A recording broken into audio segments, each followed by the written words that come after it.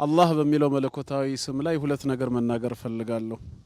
ከስሙ አስደናቂ ተአምራቶች ውስጥ አንደኛው ምንድነው?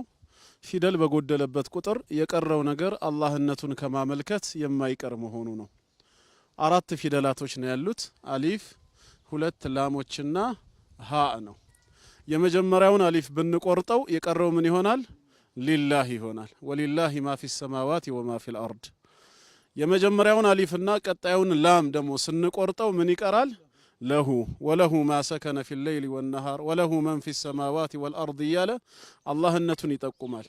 ሶስቱን ደግሞ ስንቆርጣቸው የመጀመሪያውን አሊፍና ሁለት ላሞች ስንቆርጥ ማን ይቀራል? ሁ አልዋው ኢወዳን ይضم በضم ምትክ ነው የሚገባው። ለምሳሌ ወዒንደሁ መፋቲሑል ገይቢ ላ ያዕለሙሃ ኢላ ሁ።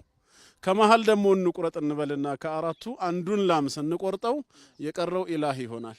ወኢላሁኩም ኢላሁ ዋሂድ። ምንም ፊደል በተቀነሰበት ቁጥር አላህነቱን ከማመልከት ወደ ኋላ አይልም። ሁለተኛው ደግሞ ሌላው ሚስጥሩ ከሊመተ ሸሃዳ ላኢላሃ ኢላላህ እያንዳንዱ ፊደል ቢወጣ አላህ የሚለው ውስጥ ነው የሚገኘው። ላኢላሃ ኢላላህ ከአራት ቃላቶች ነው የተዋቀረው። በእያንዳንዱ ቃላት ውስጥ ያሉ ፊደሉን ብናወጣው አሊፍ፣ ላምና ሀ ከሶስቱ አይዘልም። ይሄ ደግሞ አላህ የሚለው ስም ውስጥ ነው የሚገኘው። ላኢላሃ ኢላላህ ራሱ አላህ የሚለው ስም ውስጥ አለ ማለት ነው። ይሄ ስም በቅዱስ ቁርአን ውስጥ አላህ የሚለው በ114ቱም ሱራ 2698 ጊዜ ነው የተጠቀሰው።